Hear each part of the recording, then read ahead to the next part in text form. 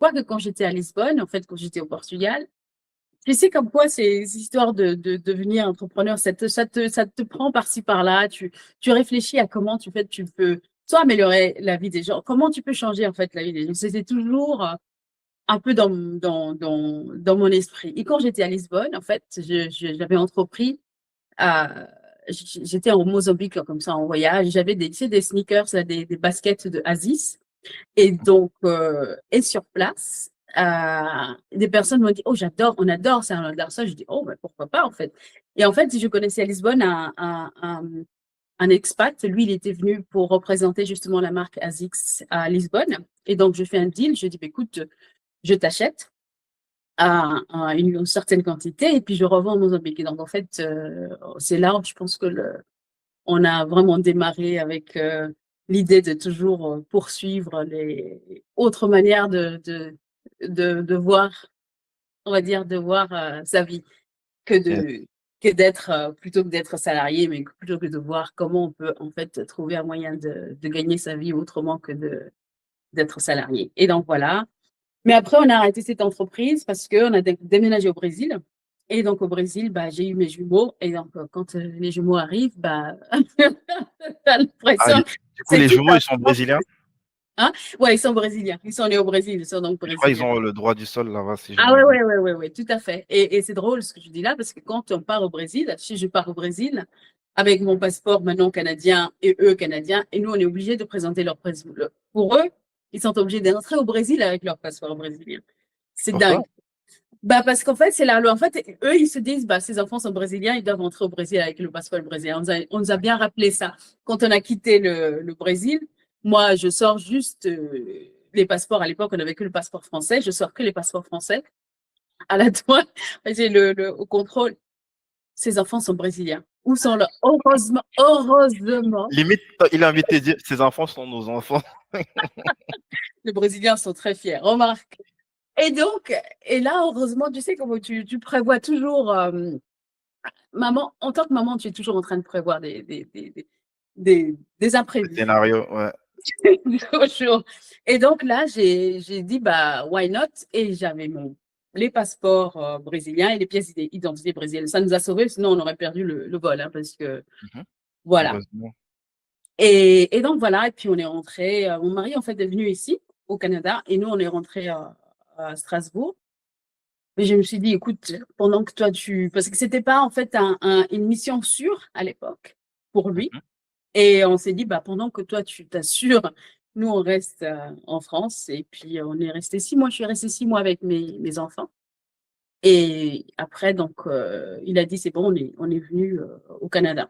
Donc, c'est la première fois que je suis dans un pays aussi longtemps, à Ouais. part mon pays de naissance. Ouais, ça fait presque 10 ans. Est-ce, Ouais. est-ce que c'est OK pour toi de parler aussi de ta partie professionnelle parce que tu as dit à côté du salariat, Ouais. c'est quelque chose qu'on peut Oui, aborder? oui, bien sûr. En fait, quand j'étais en,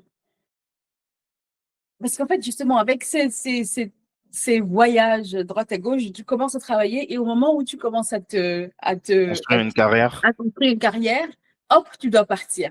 Et donc, en fait, donc, quoi, en France, j'ai très peu travaillé en France, mais par exemple, en Espagne, oui, c'est là où j'ai travaillé en tant que project coordinator. En fait, c'était coordinatrice de projet. Et Mhm. donc, c'était une C'est quoi? entreprise. On peut rapidement brosser ton parcours scolaire avant d'arriver sur. Ah ouais, bien sûr. Oui, oui, Ouais. oui.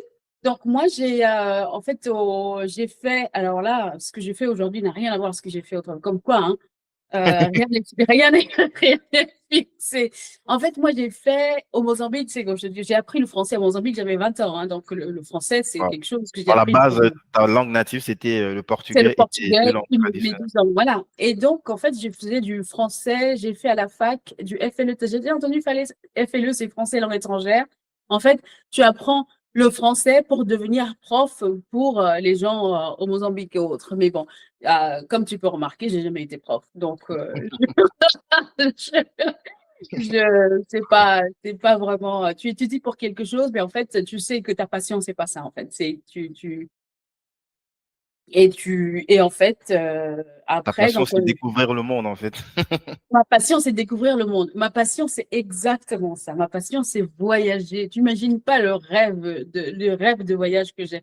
À chaque fois, en fait, c'est la découverte de culture, de langue. J'adore ça, en fait. Les langues, les cultures, savoir comment les gens vivent, en fait. Ça apporte beaucoup même dans tes décisions de chaque jour. Imagine, tu décides de partir, bah tiens, toi, tu te dis, bah tiens, je vais partir au Mozambique. Si tu ne sais rien du Mozambique, tu vas arriver avec, tu sais, comme nous maintenant, avec nous qui sommes, moi, je nous appelle, nous, hein, les expats. Hein. On nous appelle la Ouais, diaspora, mais des expats.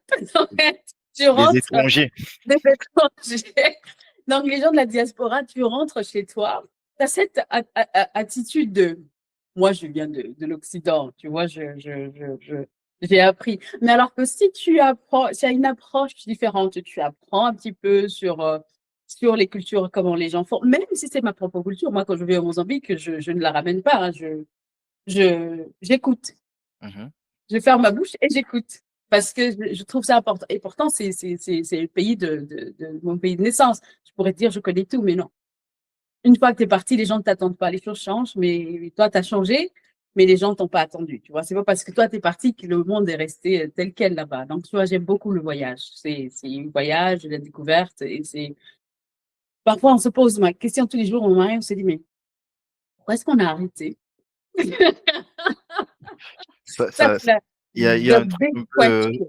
il y a Pourquoi est-ce une qu'on a arrêté? une Ouais, ça fait petite 10 ans. fraction sous de là qui dit, qu'est-ce Ouais. qu'on fout là? Qu'est-ce qu'on fout là? Exactement. Et puis non seulement nous, hein, on a des amis canadiens qui sont canadiens faut pas appeler ça de souche, mais en tout cas des Canadiens de plusieurs générations. Ils nous disent, donc, why Canada? Pourquoi les Canadiens? C'est une very good question. Je ne sais pas. Canada est quand même agréable. Faut pas cracher sur la soupe. Il fait froid en Ouais, hiver, mais à part ça, je pense que c'est un beau pays, a beaucoup d'opportunités, par exemple, effectivement. pour Pour l'immobilier, le multirésidentiel, comme on va parler l'immobilier. tantôt, hein. Exactement. Il y a énormément d'opportunités au Canada parce que Mhm. bon, c'est l'Amérique du Nord. Puis tu es à côté, en fait, à la frontière sud. Si tu as un peu d'imagination, tu vas vers le sud et puis tu continues dans ton entreprise. Voilà. Complètement. Voilà. Donc, t'as fait un peu de langue étrangère au Mozambique et puis Ouais. t'as pas été prof, mais J'ai comment jamais tu été as prof, fait le non. changement, la transition? Pas que je mens. J'ai dû faire un peu à Prague. Quand j'étais à Prague, il y avait beaucoup d'entreprises comme ça qui cherchaient des personnes qui parlaient le français pour, tu sais, pour apprendre à peut-être parce que c'était une entreprise française, ils cherchaient ils employaient donc des locaux, mais ces locaux-là avaient besoin d'apprendre la langue. Donc, j'ai dû faire des missions courtes comme ça, enseigner le français. Mais j'ai vite compris que c'était pas du tout ça qui C'est-à-dire me. à chaque fois que vous alliez dans un nouveau pays, tu changeais carrément de métier parfois. En fait, parfois, oui. Par exemple, là, quand j'étais, mais celui où vraiment, où là où je me suis dit, ah, c'est pas du tout ça, en fait, ma vie, c'est quand je suis arrivée à Lisbonne. Je dis, en fait, je veux devenir entrepreneur. En fait, je veux faire de l'entrepreneuriat. En fait, je veux faire quelque chose d'autre. Parce que chaque fois, parce que tu te dis, mais si on est entrepreneur, tu sais, peu importe que tu sois en Inde, sur la Lune ou sur Vénus, si tu as déjà ton propre système, tu as une entreprise qui fonctionne, en fait, si tu es ici ou ailleurs, ça ne change pas grand-chose, tu vois. Donc, et tu peux pas changer comme ça de métier tout le temps. Enfin, tu changes de métier, mais tu sens que tu ne donnes pas tu n'es pas à 100% dedans. Tu n'es pas engagé à 100%. Donc, tu donnes pas de temps de vue. Mais en fait, mais tout ça, en fait, je veux dire, de tous ces voyages, tous ces apprentissages que tu fais, en fait, ça aboutit toujours à quelque chose. Par exemple, quand tu arrives je me souviendrai toujours des anecdotes quand je suis arrivée au Canada et j'ai un entretien pour un poste de project coordinator. Je sais pas si tu connais CBRE. CBRE, c'est une entreprise de real estate. Mhm. C'est une entreprise qui fait de commercial real estate, mais en fait, ils font bureau et résidentiel, mais c'est plus sur commercial.